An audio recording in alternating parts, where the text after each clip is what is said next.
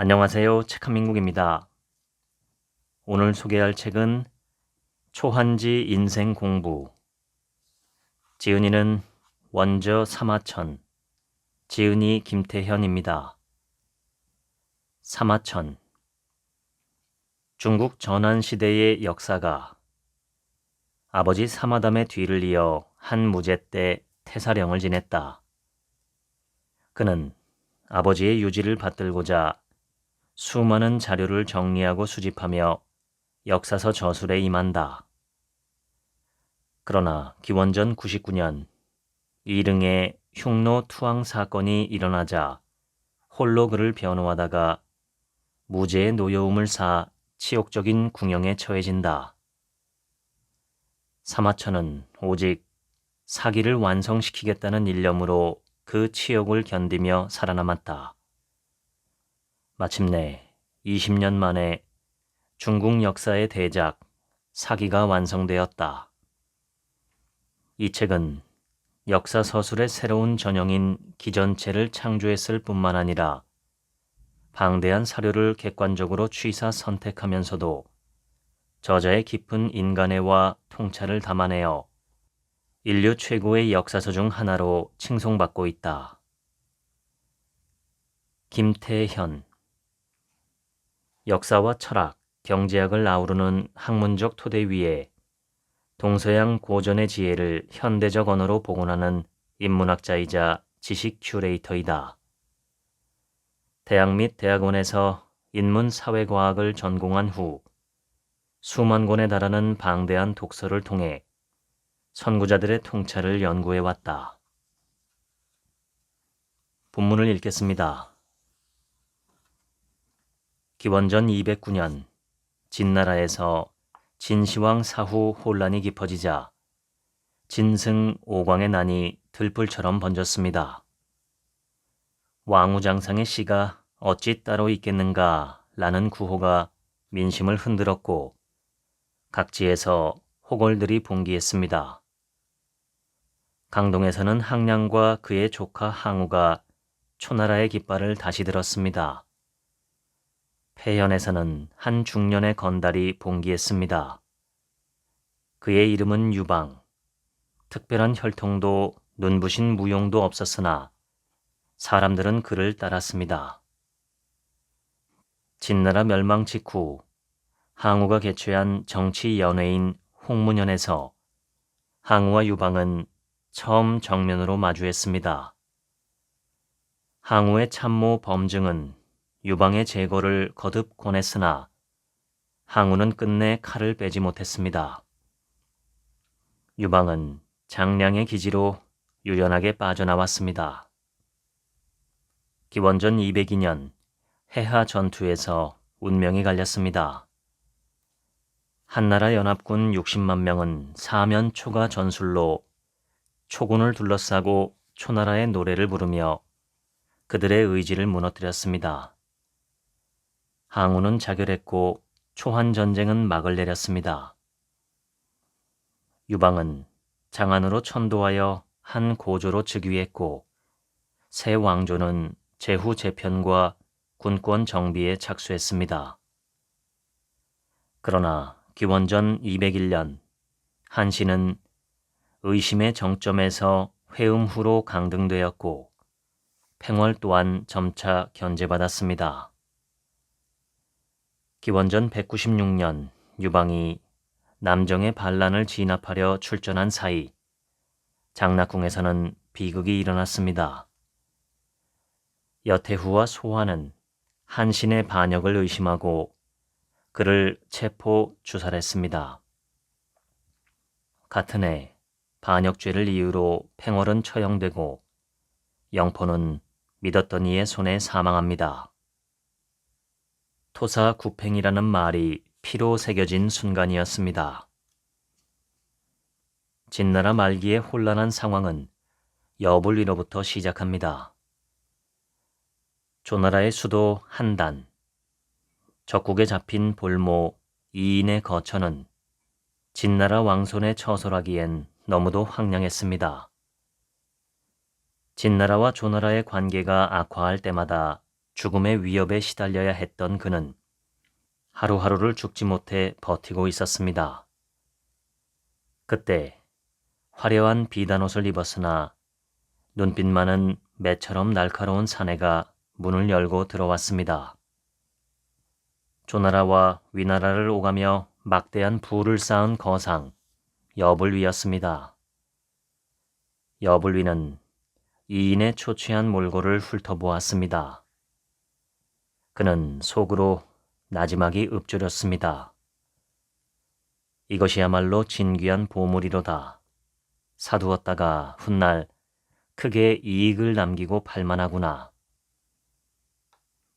이인은 갑작스러운 방문객을 경계하며 물었습니다.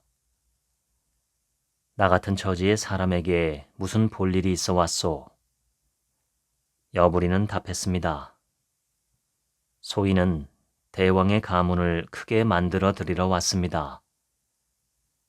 대왕의 가문이 커져야 소인의 가문도 커지는 법입니다.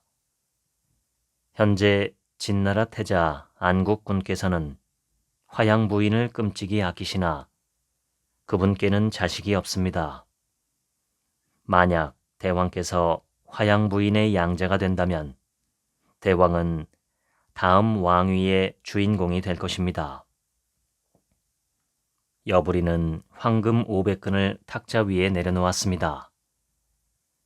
이 돈으로 조나라의 권력자들과 교류하며 명성을 쌓으십시오. 나머지 500근으로 소인이 진나라에 가서 대왕을 후계자로 만들 발판을 닦겠습니다. 이인은 고개를 숙이며 말했습니다. 그대의 계획대로 일이 성사된다면 훗날 진나라를 그대와 나누어 다스리겠소. 이인은 화양 부인이 초나라 출신이었기에 그녀의 환심을 사기 위해 이름을 초나라의 자식이라는 뜻인 자초로 바꾸었습니다. 여불이는 자신의 재산과 인맥을 동원해 조나라에서 자초를 구해내고 진나라로 돌아가게 도와줍니다. 그리고 여불이는 다시 한번 기상천외한 계략을 꾸밉니다. 조이는 한단에서 가장 이름난 무희였고 무엇보다 여불이의 아이를 임신하고 총애를 받던 애첩이었습니다. 자초가 술기운을 빌려 그녀를 청하자 여불이는 처음에는 자초를 꾸짖습니다. 그리고 시간이 흐른 뒤 못 이기는 척 다음과 같이 말합니다. 왕손께서 이토록 원하시니 어찌 거절하겠습니까? 얼마 후 그녀는 후일 진시황이 되는 정을 낳았습니다. 세상은 그가 자초의 아들이라 믿었으나 역사는 은밀하게 진실을 속삭이고 있습니다. 왕손 자초는 진나라의 장양왕이 되었고 여불이는 진나라의 승상이 되어 천하를 호령합니다. 자초가 진왕의 자리에 오른 지 불과 3년 만에 세상을 떠났습니다. 13살의 어린 소년 정, 즉 진시황이 왕관의 무게를 지게 되었습니다.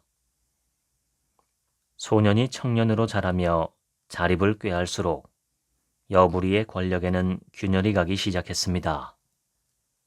세간에는 여불이가 왕의 생부다라는 소문이 번지고 있었습니다. 사마천의 사기에서 진시황은 다음과 같이 말하며 그를 촉지방으로 유배하라고 명령합니다.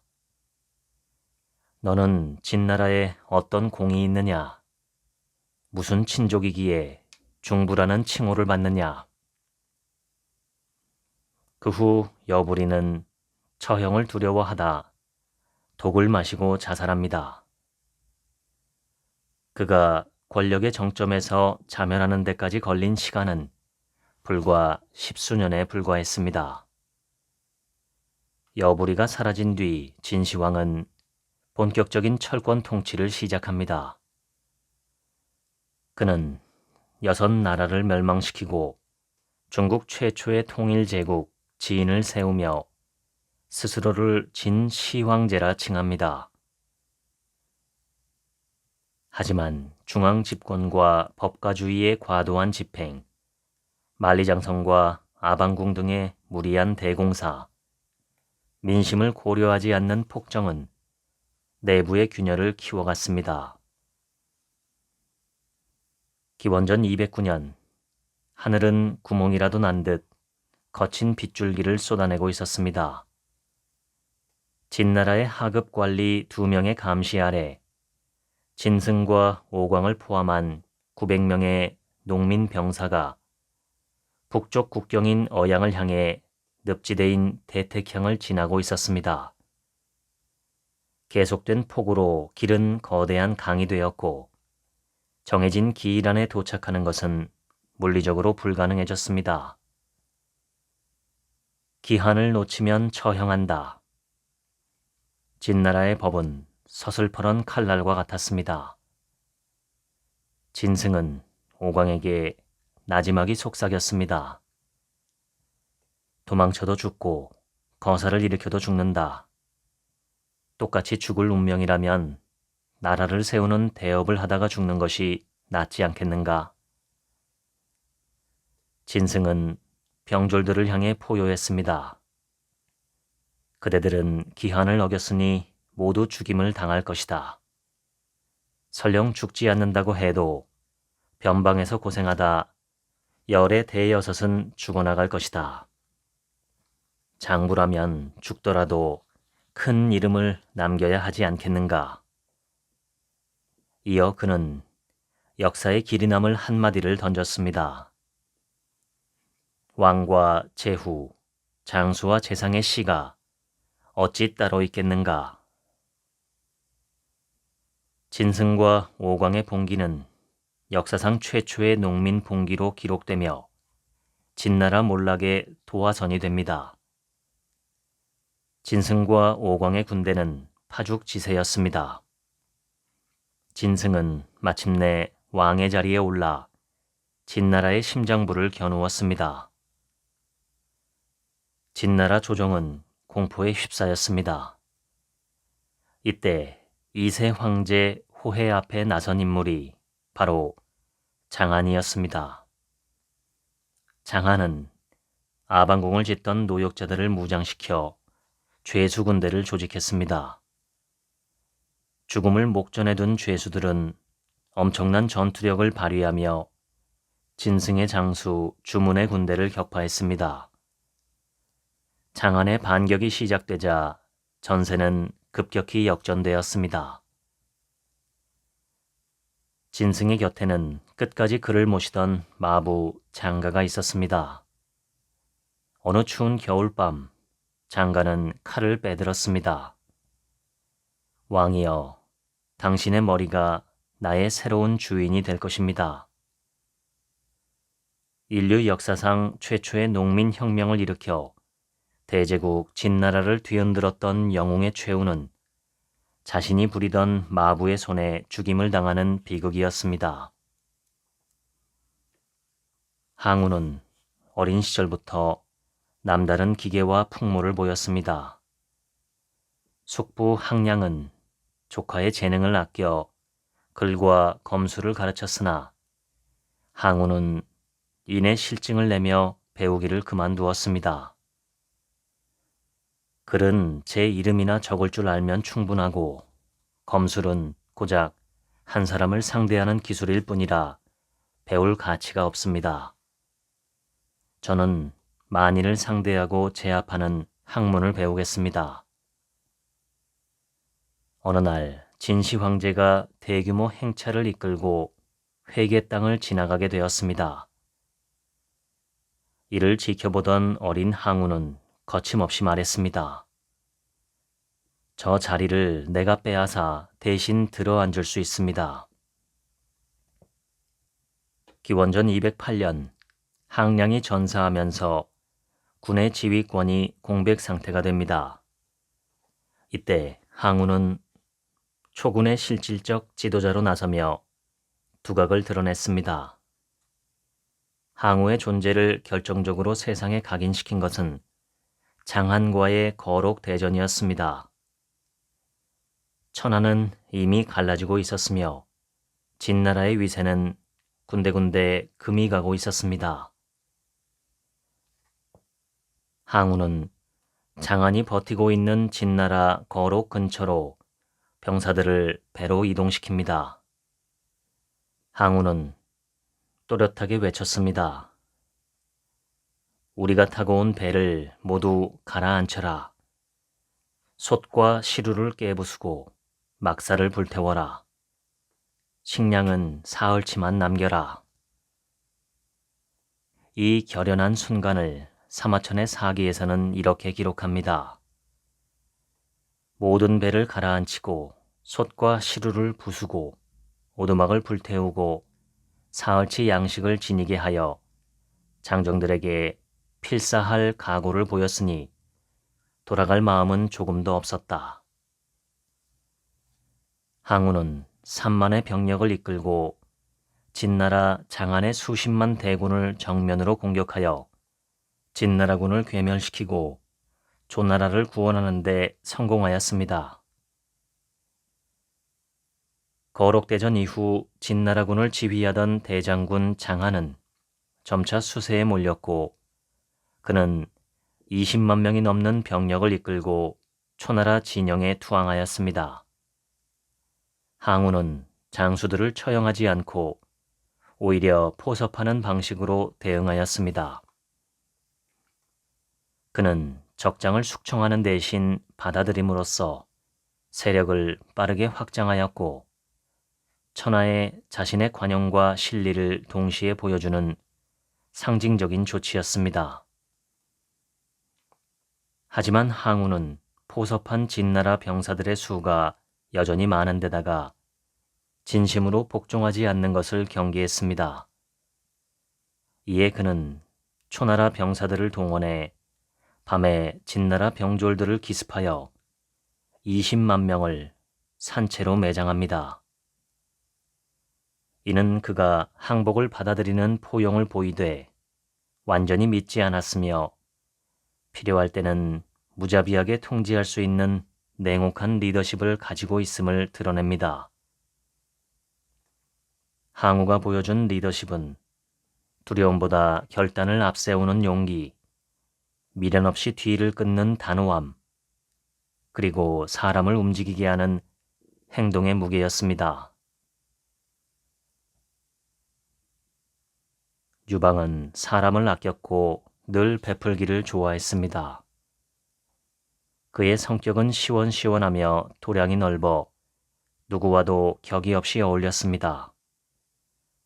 그의 주변에는 늘 사람들이 구름처럼 몰려들었습니다.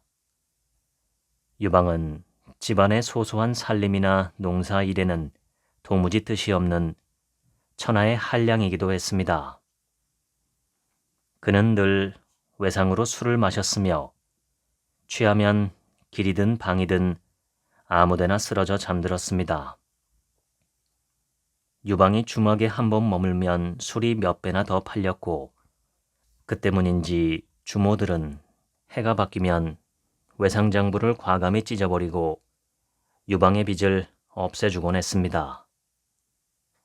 사마천은 유방을 다음과 같이 묘사합니다. 유방은 조정의 관리들을 경시했으며 술과 여색을 좋아하였다. 평소 왕씨 아주머니와 무부에게 술을 외상으로 얻어 마시고 술에 취하면 드러누웠다.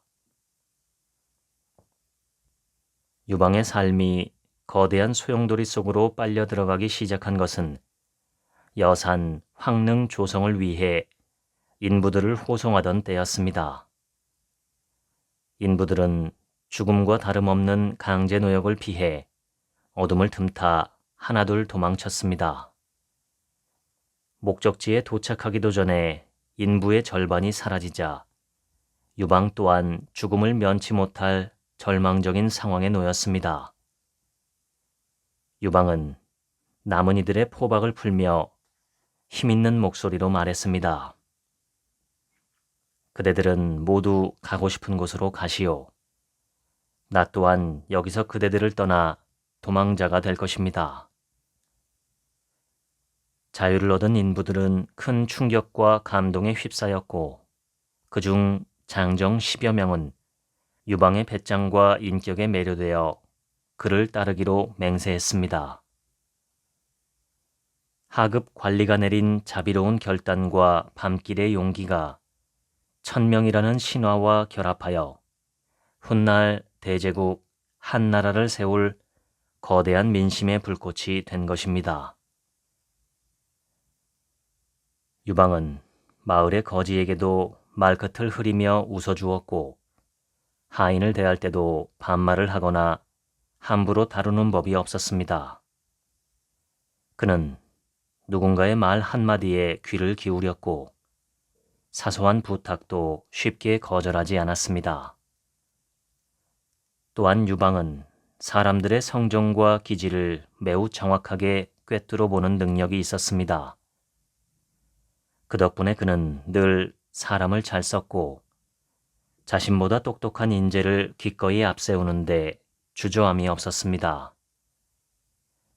사람들은 어느 순간 그를 두고 허허실실하지만 깊은 사람이다 라고 말했으며 그의 말 한마디에 웃고 그의 결정을 따랐습니다. 사마천의 사기 고조 본기에는 유방이 백성들의 추대로 지도자가 되는 장면이 자세히 묘사되어 있습니다. 많은 사람이 입을 모아 유방이 앞장서야 한다라고 말했습니다. 그러나 유방은 뜻밖의 반응을 보였습니다. 저는 배운 것도 없고 능력도 부족합니다. 제가 이 일을 맡는 것은 부적절하니 더 나은 사람을 추대하십시오. 하지만 그가 뒷걸음질 칠수록 민심은 더 뜨겁게 타올랐습니다. 권력을 탐하지 않는 자이기에 더 믿을 수 있다. 자신을 높이지 않으니 우리가 그를 높여야 한다. 사람들은 마침내 유방을 패공으로 추대하였고 수천 명의 병사와 백성이 모여들었습니다. 한신의 출발은 영웅의 탄생 서사와는 거리가 멀었습니다. 사기에 따르면 한신은 어려서부터 가난하였고 친척과 마을 사람들에게 경멸당했다고 전해집니다. 태생도 평민 출신이었습니다. 아버지는 일찍 세상을 떠났으며 어머니와 단둘이 어렵게 생계를 이어나갔습니다. 가난한 집의 아이가 검을 차고 다니며 장군의 꿈을 말하자 사람들은 비웃었고 그의 자존심은 늘 조롱의 대상이 되었습니다. 생계가 어려워 밥 한 끼조차 해결하기 힘들었고 때로 마을 사람들에게 구걸하거나 강가에서 낚시하며 하루를 연명하였습니다. 사마천은 사기 속 한신의 굴욕을 다음과 같이 기록합니다. 무레배가 대중 앞에서 모욕하며 말하기를 네가 죽음을 불사하겠다면 나를 찌르고 죽지 못하겠다면 내 가랑이 밑으로 기어나가라 하였다. 이에 한신이 그를 물끄러미 바라보다가 몸을 굽혀 가랑이 밑으로 기어나갔다. 시장 사람들이 모두 한신을 비웃으며 겁쟁이라 여겼다. 이는 자신의 분노를 제어할 줄 아는 내면의 지혜였습니다. 훗날 한신은 자신을 모욕한 사내를 다시 불러 관직을 주며 복수의 서사를 완성합니다. 사마천은 이때 한신이 했던 말을 다음과 같이 기록합니다. 이 사람은 장사로다. 그가 나를 모욕했을 때 내가 어찌 그를 죽일 힘이 없었겠느냐. 다만 그를 죽여봐야 아무런 이름을 얻을 수 없었기에 참고 견뎌서 오늘 이 자리를 이룬 것이다. 또한 자신을 굶주림에서 구해준 노파를 다시 만났다고 기록합니다. 한신이 초나라에 이르러 예전에 자신에게 밥을 먹여주었던 빨래터 할머니를 불러 천금을 하사하였다. 기원전 206년 10월 유방은 항우보다 먼저 함양 성문 앞에 도착했습니다. 진나라의 마지막 왕 자영이 무릎을 꿇고 항복하였습니다. 유방은 황궁으로 들어섰습니다. 눈앞에 펼쳐진 것은 진시황이 모아둔 천하의 보물들이었습니다. 유방은 흥분하여 궁궐 침탈을 시작하려 했습니다. 천하를 얻었으니 마땅히 이 모든 것을 누릴 자격이 있다. 그 순간 장량이 간곡하게 아뢰었습니다. 패공, 지금 백성들이 패공께 희망을 걸고 있습니다. 화려함에 빠져 탐욕을 부리신다면 진나라의 폭군과 다를 바가 무엇이겠습니까? 장량의 단호한 충언에 유방은 정신을 차렸습니다. 사마천은 이 장면을 이렇게 기록합니다. 유방은 궁전에 머물러 쉬고자 했으나 장량과 번쾌 등이 간언하였다. 이에 여인들을 범하지 않았으며 진나라의 보물과 재물, 국고를 봉인하고 병사들을 단속하여 군대를 되돌렸다. 이것이 훗날 제후들이 그를 천명을 받은 자로 바라보게 된 이유입니다. 유방은 백성들을 향하여 선포하였습니다. 지금부터 진나라의 가혹한 법은 모두 폐지한다. 나는 오직 3가지 법만을 선포할 것이다. 그때 그가 선포한 것이 바로 약법 3장입니다. 1. 사람을 죽인 자는 사형에 처한다. 2. 사람에게 상처를 입힌 자와 재물을 훔친 자는 처벌한다. 3. 그 외의 모든 진나라의 법은 폐지한다. 약법 3장이 발표되자 백성들은 열렬히 환호했습니다. 유방의 재물에 손대지 않는 청렴함과 간결한 법 집행은 순식간에 백성의 민심을 사로잡았습니다. 이러한 유방의 성공 전략에는 그의 책사 장량이 있었습니다. 장량은 전국 7웅 가운데 한나라의 명문가에서 태어났습니다. 장량이 진시황 암살 실패 후 도망다니다가 합의 근처에 몸을 숨기고 있을 때였습니다. 어느 이른 새벽 그는 다리 위를 건너던 중 한 노인을 만납니다. 노인은 일부러 신 한 짝을 떨어뜨리고는 장량을 돌아보며 거칠게 명했습니다. 젊은이, 그 신을 주어서 내게 신겨라.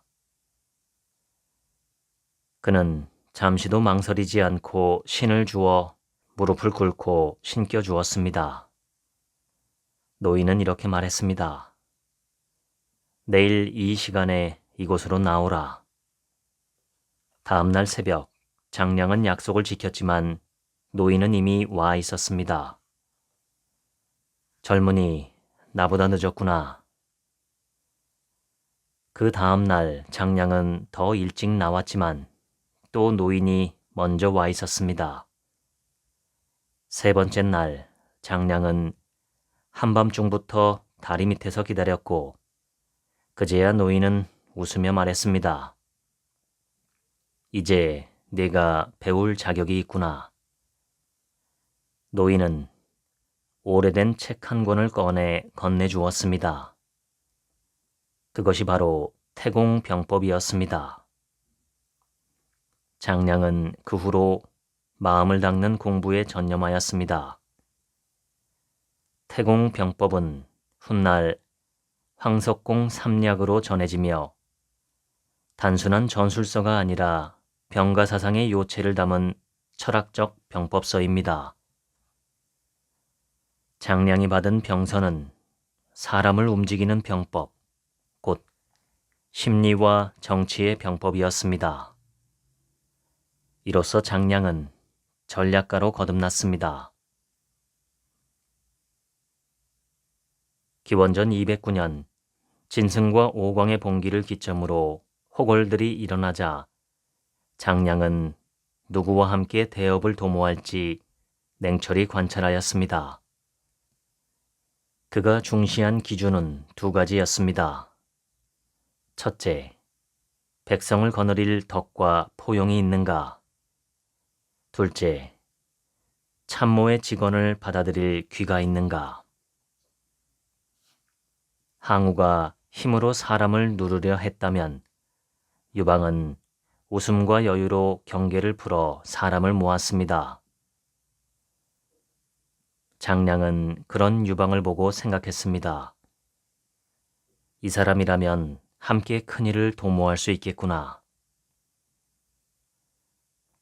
항우는 함양의 궁궐을 불태우고 진왕 자영을 주살했습니다. 그리고 왕실의 재물을 탐했지만 유방은 백성의 마음을 얻었습니다. 결국 천하는 강한 자가 아니라 자신의 귀를 비운 자에게 돌아갔습니다. 그것이 바로 유방에 감추어진 진짜 힘, 허심이었습니다. 사마천은 항우의 가장 치명적인 과오를 다음과 같이 기술합니다. 항우는 병사를 이끌고 서쪽으로 함양을 도륙하고 항복한 왕 자영을 죽이며 진나라 궁시를 불태워 그 불이 석 달 동안 꺼지지 않았으며 재물 보화와 부녀자를 거두어 동쪽으로 갔다. 항우의 눈은 동쪽 고향 팽성을 향하고 있었습니다. 부귀에 졌는데도 고향에 돌아가지 않는 것은 화려한 비단옷을 입고 밤길을 걷는 것과 같다. 그에게는 천하 통치라는 대업보다 고향 사람들에게 자신의 성공을 뽐내는 과시가 더 우선이었던 것입니다.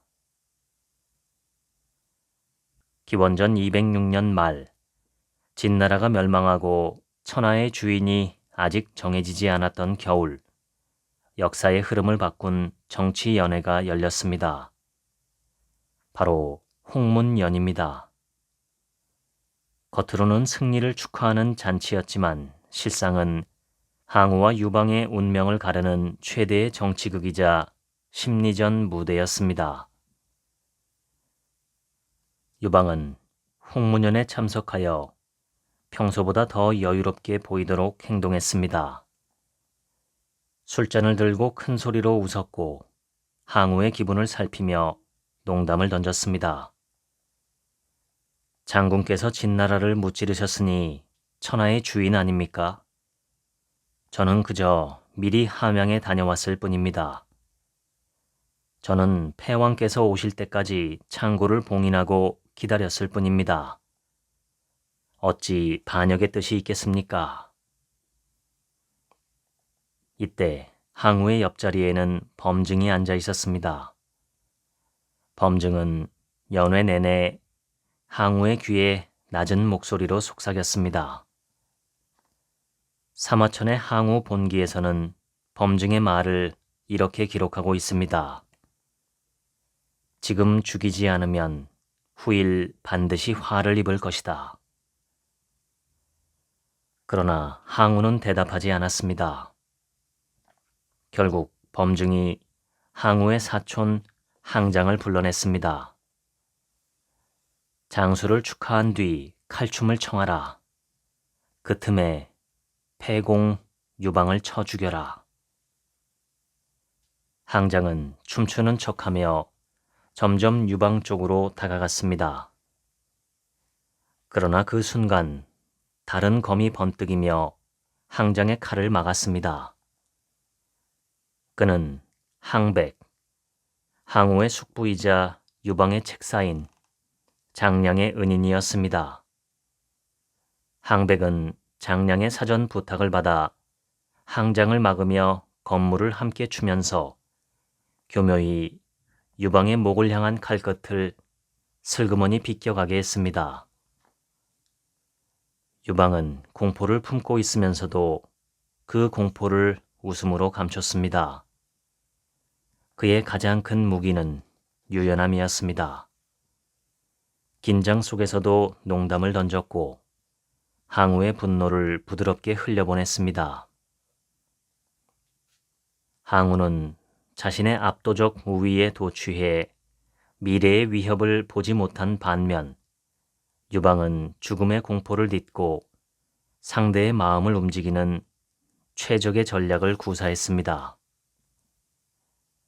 이제 천하의 주인은 항우였고 그는 스스로를 서초패왕이라 부르며 제국을 입맛대로 조각내기 시작했습니다. 항우는 제후들을 모아놓고 천하를 18개의 나라로 쪼개어 나누어주는 분봉을 단행합니다. 항우는 명령했습니다. 폐공 유방은 파촉, 한중 땅을 다스리는 한 왕에 봉하노라. 파촉과 한중은 험준한 산맥에 가로막혀 한 번 들어가면 다시는 중원으로 나오기 힘든 창살없는 감옥과 같은 유폐지였습니다. 유방의 부하들은 분노하며 항우와 일전을 벌이자고 주장했습니다. 그러나 유방은 장량의 조언에 따라 고개를 숙이고 후위를 도모하기로 결심하며 3만 병사를 이끌고 한중으로 향했습니다. 장량은 유방이 한중으로 들어가는 마지막 관문인 포중에 이르자 다음과 같은 결정적인 계책을 내놓았습니다. 왕께서는 지나온 잔도, 즉 험한 벼랑에 선반처럼 매달아 만든 길을 모두 불태워 버리십시오. 우리가 동쪽으로 돌아갈 생각이 전혀 없음을 항우에게 보여주어 그의 경계심을 완전히 푸는 것입니다. 더불어 항우의 군대가 한중으로 들이닥치기 못하게 막는 천연의 성벽이 될 것입니다. 유방은 장량의 말에 따라 수백 리의 잔도를 모두 불태웠습니다. 소식을 들은 항우는 크게 기뻐했습니다. 유방이 제 발로 감옥에 들어가 문까지 걸어 잠갔구나. 이제 저 건달놈은 평생 그 땅에서 늙어 죽을 것이다. 이때 책사 범증이 잔도 따위에 속지 마소서라고 조언했습니다. 대왕이시여, 유방을 저 험한 파촉으로 보냈다 하여 안심하고 계십니까? 유방은 본래 폐연에 보잘것없는 건달로 재물에 눈이 멀고 여색을 탐하던 소인이었습니다. 그런데 함양에 먼저 들어가고도 재물에 손을 대지 않고 여색조차 멀리하고 있으니 이는 그가 단순히 금은 보화를 탐하는 것이 아니라 천하를 통치하려는 거대한 야욕을 품었다는 명백한 증거입니다. 며칠 후 항우의 진영으로부터 사자가 한 명 파견되었습니다. 유방의 책사 진평은 그 소식을 듣자마자 성대한 잔치를 준비하게 했습니다. 그는 사자가 모습을 드러내자 깜짝 놀란 표정을 지었습니다. 아니, 나는 아부 범증의 사자가 올 줄 알았는데 항우의 사자였단 말이오? 진평은 일부러 음식을 거두게 하고 진수성찬을 모두 치웠습니다. 대신 초라한 음식 몇 그릇만 남겨두게 했습니다. 주군께서 보내신 사신에게 이런 초라한 음식을 대접하게 되어 송구하오. 사자는 이 모든 장면을 그대로 가슴에 담고 돌아갔습니다. 항우는 사자의 보고를 받았습니다. 범증이 한왕과 내통한단 말인가? 그때부터 항우의 마음속에는 의심이라는 독이 퍼지기 시작했습니다. 항우는 서서히 범증의 권한을 줄이고 그의 자리를 뒤로 물렸습니다. 하루는 범증이 조용히 일어나 말했습니다. 주군, 이제 천하의 일이 대체로 정해졌습니다. 이제는 주군 스스로 처리하실 때가 되었으니 저는 고향으로 돌아가겠습니다. 그래, 그대 뜻대로 하시오. 범증은 초나라를 떠났습니다. 그의 수레는 천천히 남쪽으로 향했고 다시는 항우를 돌아보지 않았습니다. 그는 고향에 이르기 전에 병이 들었고 결국 쓸쓸히 세상을 떠났습니다. 범증이 떠난 그날 이후 항우의 군대는 방향을 잃었고 천하의 기운은 서서히 유방 쪽으로 기울었습니다. 항우는 비로소 깨달았습니다. 그가 떠난 날이 곧 초나라의 기운이 꺾인 날이었다. 진평의 이간계는 칼 한 자루 들지 않고도 한나라의 운명을 바꿔놓은 계략이었습니다. 군주가 가장 두려워해야 할 적은 외부의 공격이 아니라 내부의 불신이 만들어낸 침묵입니다. 기원전 206년, 당시 유방의 군대는 험준한 파촉당으로 쫓겨왔다는 좌절감에 빠져 있었습니다.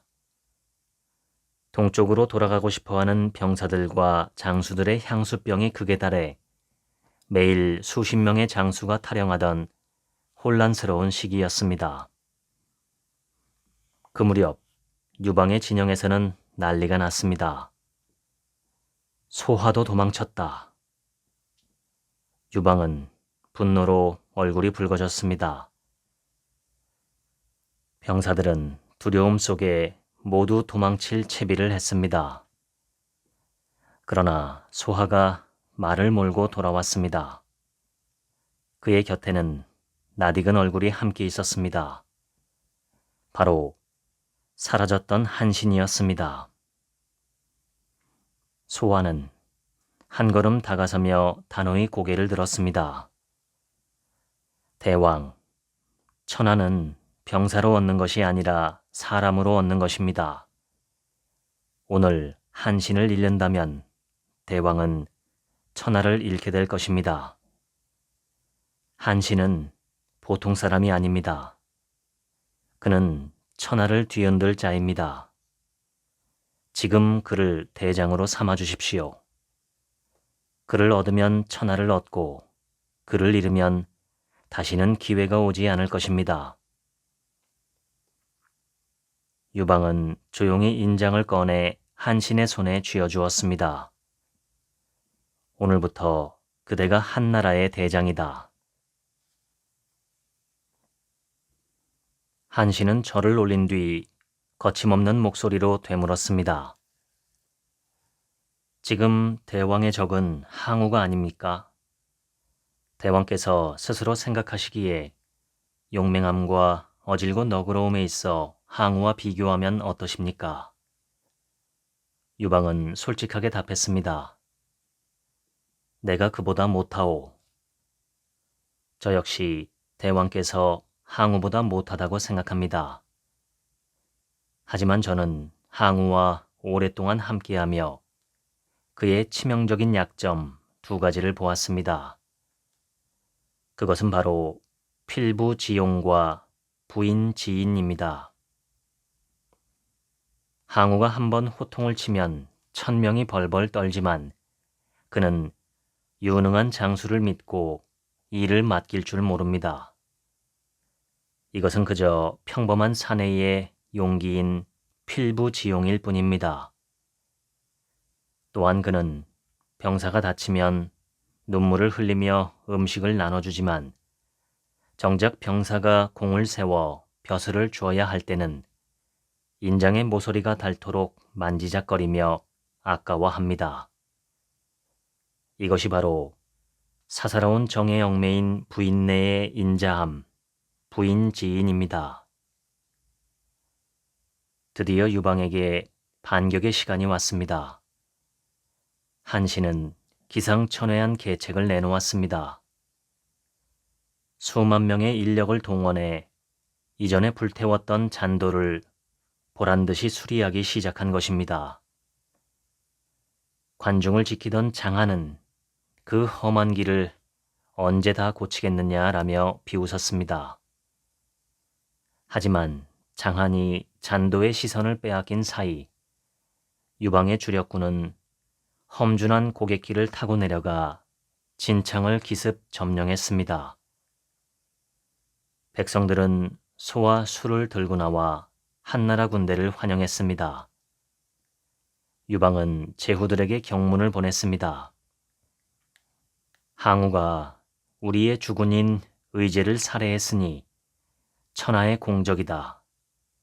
나를 따라 역적을 치자.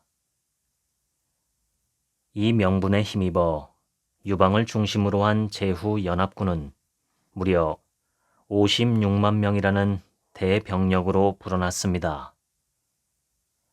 항우가 제나라의 끈질긴 저항에 막혀 고전하는 사이 유방의 연합군은 별다른 저항 없이 항우의 본거지인 팽성에 무혈 입성했습니다. 항우는 공포로 충성을 세웠지만 유방은 신뢰로 조직을 세웠습니다. 사마천은 항우와 유방에 대한 세간의 평가를 다음과 같이 기록합니다. 항우가 호통치면 1000명이 엎드리나 현명한 장수를 믿고 맡기지 못하니 이는 단지 필부의 용맹일 뿐이다. 유방은 본래 관대하고 큰 인물이다. 팽성 전투에서 항우는 수십만 한군을 수몰시키며 압도적 승리를 거두었습니다. 유방은 겨우 탈출했고 아버지와 부인까지 모두 항우에게 포로로 잡힙니다. 항우는 유방을 일거에 끝낼 기회를 얻었지만 제나라 공격으로 눈을 돌립니다. 유방을 과소평가하고 제나라의 반란을 배신으로 간주해 감정적으로 대응한 것입니다. 이 결정은 초한 전쟁의 또 다른 패착이 됩니다. 항우는 장기간 소모전을 치르게 되며 중원을 장악할 기회를 유방에게 헌납합니다. 항우에게는 유방을 제거할 기회가 2번이나 있었으나 그의 결단력 부족과 심리적 오만 때문에 지나가고 말았습니다. 이제 천하라는 바둑판 위에서 한신은 단순한 돌이 아니라 거대한 지렛대가 되었습니다. 당시 사람들은 소곤거리며 말했습니다. 한신이 유방을 도우면 한나라가 흥하고 항우를 도우면 초나라가 일어난다. 이 압도적인 위험 속에서 한신은 유방에게 사신을 보내 뼈있는 요구를 던집니다. 저를 임시왕, 즉 가왕으로 삼아주시기를 청하나이다. 서신을 읽어내려가던 유방의 얼굴이 불그락푸르락 달아올랐습니다. 내가 여기서 죽느냐 사느냐 항우와 싸우며 그대만 기다리고 있는데 구원하러 오지는 못할 망정 왕 자리를 내놓으라니. 유방의 입에서 욕설이 터져 나오려던 찰나였습니다. 옆에 앉아있던 장량이 탁자 밑으로 발을 뻗어 유방의 발등을 3개 밟았습니다. 장량은 낮은 목소리로 속삭였습니다. 차라리 그를 진짜 왕으로 세워 마음을 얻으시고 그로 하여금 제 나라를 지키며 항우를 치게 하는 것이 상책입니다. 만약 지금 거절하신다면 한신은 곧바로 반기를 들 것입니다. 유방은 타고난 유연함으로 표정을 순식간에 바꾸며 호탕하게 웃어 젖혔습니다. 사나이가 제후를 평정했으면 마땅히 진짜 왕이 되어야지 어찌 임시왕 따위를 한단 말이냐. 장량은 한신에게 달려가 유방의 인장을 전하며 그를 정식 제나라 왕으로 봉했습니다. 한신은 군대를 정비해 항우를 압박하기 시작했습니다. 하지만 유방의 마음속에는 한신을 향한 차가운 칼날이 겨눠지기 시작한 순간이기도 했습니다. 한신의 곁에는 책사 괴통이 있었습니다. 괴통은 한신을 찾아가 설득했습니다. 지금 대인은 지리, 병력, 민심의 3세를 얻었으니 한나라의 일개 장수로 스스로를 가둘 필요가 없습니다. 지금 자립하여 제왕으로 서고 초와 한의 대세를 관망하면서 천하의 변을 기다려도 늦지 않습니다. 사마천은 괴통의 제안을 다음과 같이 기록하고 있습니다. 괴통이 한신에게 말했다. 지금 당신은 수천 리의 영토와 수십만의 병사를 거느렸으니 차라리 스스로 왕이 되어 천하의 변고를 기다리는 것이 어떻겠습니까? 괴통은 한신을 바라보며 마지막 말을 덧붙였습니다. 왕의 자리에 오르는 것은 반역이 아니라 생존을 위한 가장 확실한 방패입니다. 괴통은 사례를 들어 다시 유세합니다. 월나라의 대신이었던 문종을 보십시오. 그는 망한 나라를 다시 일으켜 세우고 구천을 천하의 맹주로 만드는 엄청난 공을 세웠습니다. 그 덕분에 큰 명성을 얻었지만 자신은 비극적인 죽음을 맞았습니다. 이게 바로 세상의 이치입니다. 들판의 사냥감이 모두 사라지고 나면 사냥개는 삶아 먹히는 법입니다. 이 무렵 유방은 한신의 태도를 눈치채기 시작했습니다. 견고했던 둘 사이에는 서서히 균열이 가고 있었습니다. 천하의 대세가 요동치던 시기 두 명의 전략가가 같은 이름의 계책을 내놓았습니다. 하나는 한나라의 괴통, 다른 하나는 400년 뒤 삼국시대의 제갈량이었습니다. 그들이 내세운 것은 모두 천하 삼분지계였습니다. 한 사람은 그 계책을 듣지 않아 몰락하고 다른 한 사람인 유비는 제갈량의 제안을 받아들여 새로운 국가를 세웁니다. 그 차이는 리더가 말을 받아들이는 태도에서 비롯된 운명의 갈림길이었습니다. 한신은 충성을 지켰으나 귀를 닫았고 유비는 이상을 좇으면서도 귀를 열었습니다. 한나라 2년, 초나라를 정벌하기 위한 전쟁이 한창이었습니다. 유방은 제후들을 이끌고 동쪽으로 나아갔지만 소한은 홀로 관중에 남아 태자를 보필하며 국정을 맡았습니다. 모든 일은 반드시 보고하여 허락받아 진행했으며 부득이하게 즉시 결단해야 할 때는 유방이 돌아왔을 때 그 결과를 숨김없이 보고했습니다. 유방은 그를 전적으로 신임하며 관중의 일은 오직 소하에게 맡긴다라고 말했습니다. 어느 날 조정의 신하 포생이 소하에게 은밀히 말했습니다. 폐하께서 자주 사신을 보내 승상께 안부를 묻는 것은 겉으로는 위로 같지만 속마음은 경계하심입니다. 이제 승상께서 직접 신하의 충심을 보이시려면 집안의 자손과 형제 중 장정들을 모두 군영으로 보내 폐하를 돕게 하십시오. 그러면 폐하께서 의심을 거두고 더 신임하실 것이옵니다. 소환은 곧바로 결단을 내렸습니다. 맞는 말이오. 의심은 말로 풀 수 없고 행동으로만 풀 수 있소. 그는 즉시 자신의 집안에서 무장을 선발하여 유방의 군영으로 보냈습니다. 유방은 크게 기뻐하며 말했습니다. 소환은 진정 나를 위해 충성을 다하는 자요.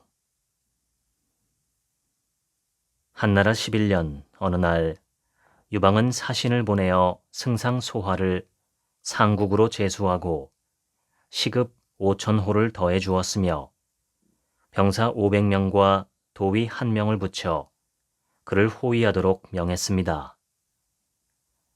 대신들은 앞다투어 소화의 집으로 찾아와 축하의 인사를 올렸습니다. 승상께서는 이제 만세의 공을 이루셨습니다.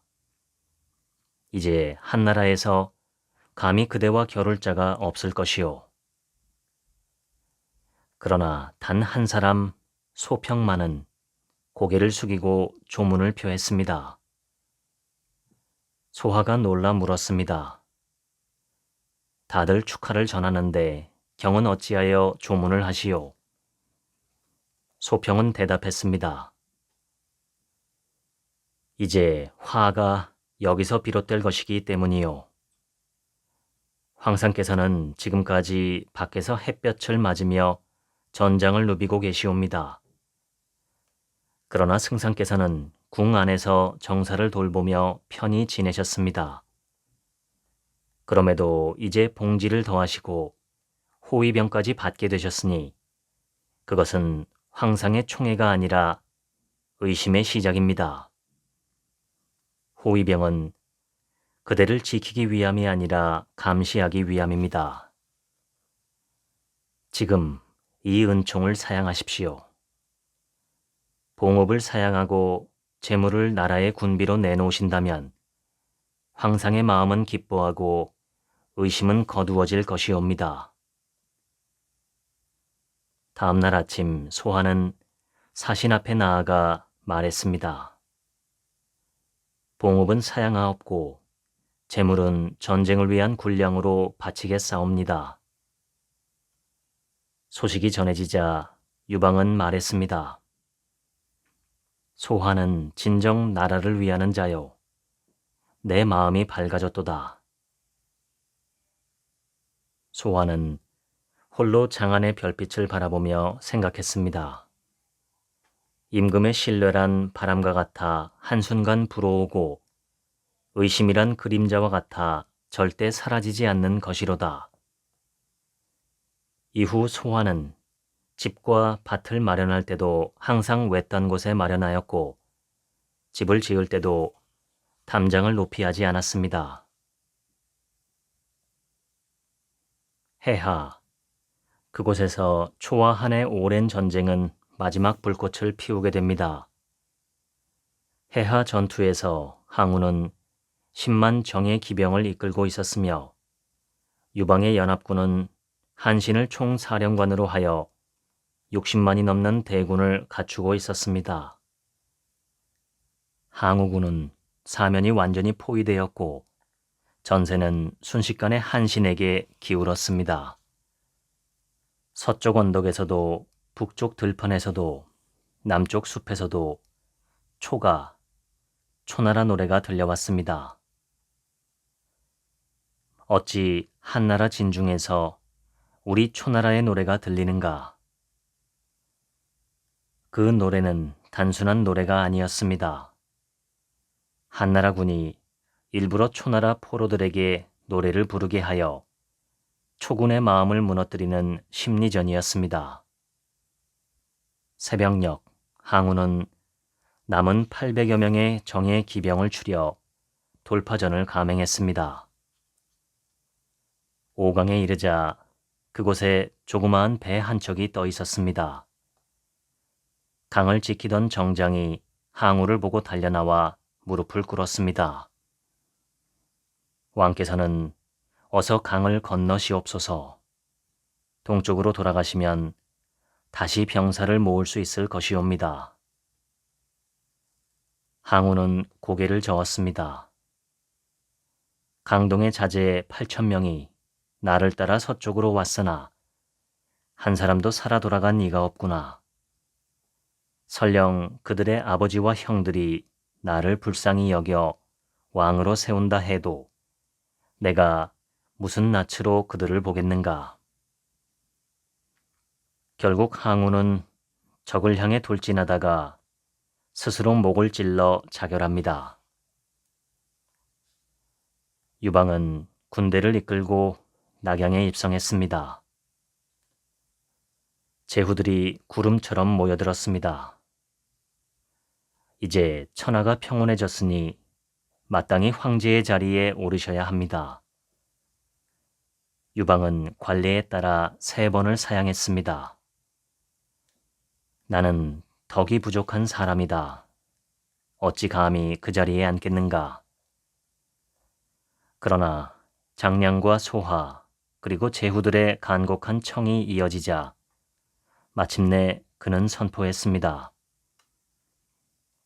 제후들이 나라를 위해 이롭다고 하니 천하의 안녕을 위해 내 명을 받들겠소. 건달로 태어나 천하를 방랑하던 사내는 황금빛 면류관을 쓰고 제국의 아침을 맞이했습니다. 400년 한나라 제국의 위대한 서막이 오르는 순간이었습니다. 그러나 유방은 곧 새로운 위기, 즉 공신 세력과 권력 균형 문제에 직면했습니다. 유방은 이들을 차례로 견제하기 시작합니다. 어느 날 조정에 한 장의 밀고문이 올라왔습니다. 초왕 한신이 반란을 꾀하고 있습니다. 진평이 앞으로 나와 조용히 말했습니다. 폐하, 직접 칠 수는 없습니다. 속임으로 잡으셔야 합니다. 유방은 천자가 순행한다는 명목으로 제후들을 불러 모으는 행사를 열었습니다. 한신이 황제의 진영에 도착하자 고조는 환하게 웃으며 그를 맞이했습니다. 순식간에 무사들이 들이닥쳐 한신의 팔을 꺾고 결박했습니다. 한신은 잠시 눈을 감고 말했습니다. 사람들 말이 옳았구나. 날랜 토끼가 죽으면 훌륭한 사냥개를 삼고 높이 나는 새가 없어지면 좋은 활은 치워버린다. 적을 무찌른 신하는 반드시 죽는다더니. 유방은 장안에 이르러서 그의 죄를 사면합니다. 그러나 한신의 모든 병권은 박탈되고 초왕에서 회음후로 강등되며 결국 포로 신세로 전락합니다. 천하가 유방의 발 아래 엎드렸을 때 장량은 모든 보상을 거절하고 벽곡, 즉 곡기를 끊고 신선의 도를 닦는 일을 선언하며 역사의 무대 뒤로 사라졌습니다. 그는 지략으로 승리를 빚어냈으나 그 결실을 탐내지 않음으로써 스스로 그림자가 되어 살아남았습니다. 사마천은 그를 두고 용모는 부인처럼 가냘팠으나 그 지략은 1000만 대군을 압도했다 라고 기록합니다. 천하 통일 후 유방은 장량에게 제나라의 3만 가구를 봉지로 주겠다고 제안했습니다. 하지만 장량은 이렇게 말하며 물러났습니다. 저는 세치혀로 황제의 스승이 되었고 만가구의 제후에 봉해졌으니 이는 일개 평민으로서 정점에 오른 것입니다. 이제는 모든 속세의 일을 버리고 전설 속 신선인 적송자를 따라 논일고 싶습니다. 장량은 실제로 곡기를 끊는 벽곡과 도인법을 수행하며 조용히 살았습니다. 사람들은 그가 정말 신선이 되어 사라졌다고 믿을 만큼 그의 노년은 고요하고 신비로웠습니다. 한나라 10년, 진회가 거록에서 반기를 들자 유방은 직접 토벌군을 이끌고 떠났습니다. 한신은 병을 핑계로 움직이지 않았습니다. 그는 몰래 신복을 보내 진이에게 말했습니다. 군대를 일으키면 내가 안에서 호응하겠소. 한신에게 죄를 지어 목숨이 위태로워진 한 수하의 동생이 어둠을 뚫고 궁궐로 달려갔습니다. 여태후가 의심의 칼을 갈고 있을 때 소하는 침착하게 해결의 틀을 짰습니다. 직접 잡으려 하면 호랑이가 날뛸 것입니다. 그를 제 발로 걸어 들어오게 해야 합니다. 첫 번째 수는 허보였습니다. 진이가 주살되었고 전쟁은 끝났다라는 소식이 장안에 퍼졌습니다. 소하는 직접 한신에게 전가를 보냈습니다. 장군, 병중이라 하시나 천하가 평정된 이 경사에 장군께서 빠지신다면 황상께서 서운해하실 것입니다. 잠시라도 들어와 축하의 예를 표하심이 마땅하옵니다. 한신은 무장을 해제한 채 장락궁을 향해 걸음을 옮겼습니다. 어둠 속에 매복해 있던 무사들이 뱀처럼 유연한 비단끈을 던졌습니다. 한신의 손목이 속절없이 결박되었습니다. 사마천은 한신의 마지막 말을 다음과 같이 기록하고 있습니다. 내가 괴통의 천하 삼본직의 계책을 쓰지 않은 것이 후회스럽구나. 결국 아녀자에게 속임을 당했으니 이 어찌 하늘의 뜻이 아니겠는가. 잠시 후 여태후는 차가운 얼굴로 명했습니다.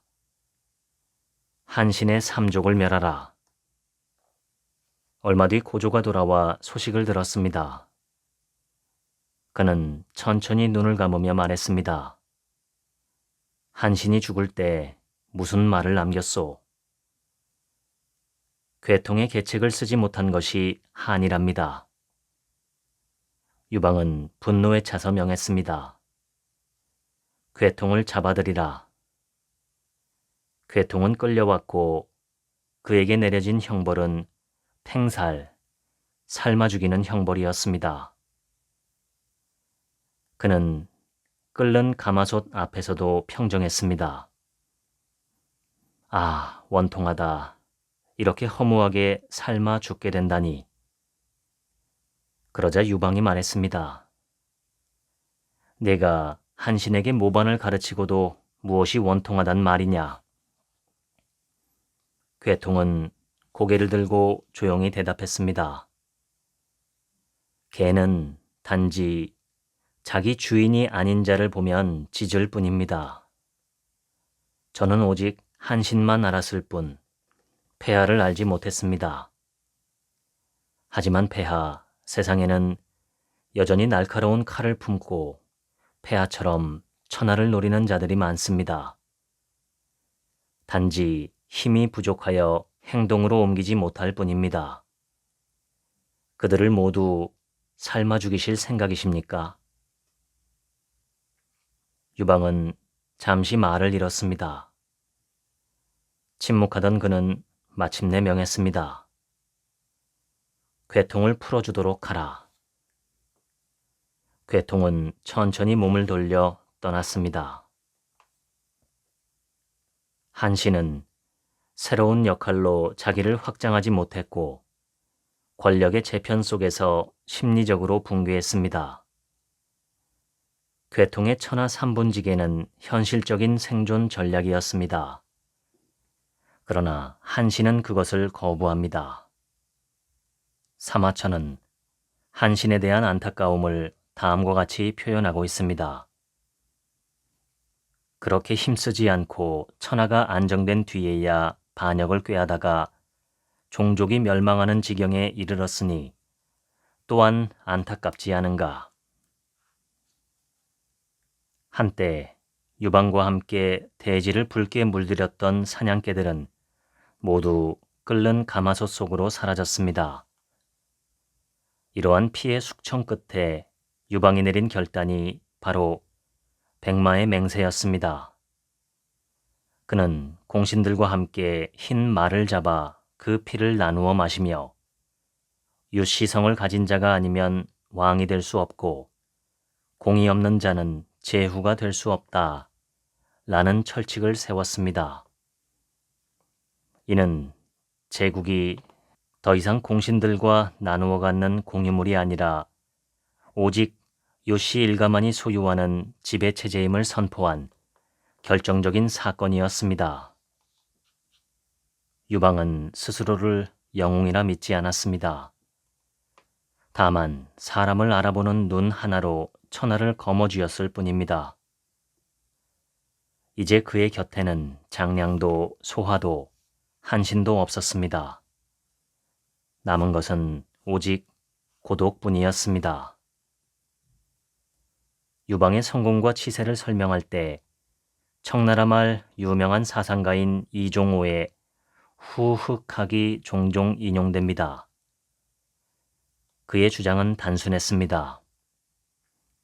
성공하는 사람은 얼굴이 두껍고 마음이 검어야 한다. 여기서 얼굴이 두껍다는 것은 체면이나 부끄러움에 얽매이지 않고 행동할 수 있는 담대함을 뜻하며, 마음이 검다는 것은 도덕이나 감정에 흔들리지 않고 냉정하게 목표를 향해 계산할 수 있는 강한 내면을 의미합니다. 후흑하게 시선으로 유방을 바라보면 그는 이 사상의 전형적인 실천자라고 할 만합니다. 다음은 그의 후흑하게 진면모를 보여주는 사례입니다. 광무산을 사이에 두고 초나라와 한나라가 팽팽하게 맞선 지 벌써 수개월, 보급로가 끊겨 초조해진 항우는 최후의 수단을 동원했습니다. 그는 높은 도살대 위에 생포한 유방의 아버지 태공을 묶어 세우고 그 아래에는 커다란 솥을 걸어 물을 끓였습니다. 유방, 당장 항복하지 않으면 내 아비를 삶아 죽이겠다. 유방은 태연하게 입을 열었습니다. 항우, 너와 나는 일찍이 형제의 의리를 맺지 않았느냐? 그러니 나의 아버지는 곧 너의 아버지이기도 하다. 만약 네가 정이 너의 아버지를 삶아 죽이겠다면 국물 한 사발을 나에게도 좀 나눠주려무나. 항우는 결국 태공을 죽이지 못하고 한나라로 돌려보냅니다. 팽성 전투에서 패해 도망칠 때 유방은 항우의 추격군이 따라붙자 수레의 무게를 줄이기 위해 아들과 딸을 발로 차서 수레 밖으로 밀어냈습니다. 마부가 다시 태우면 또 밀어내기를 3번이나 했습니다. 유방의 이러한 행동들은 사이코패스로 보일 수도 있습니다.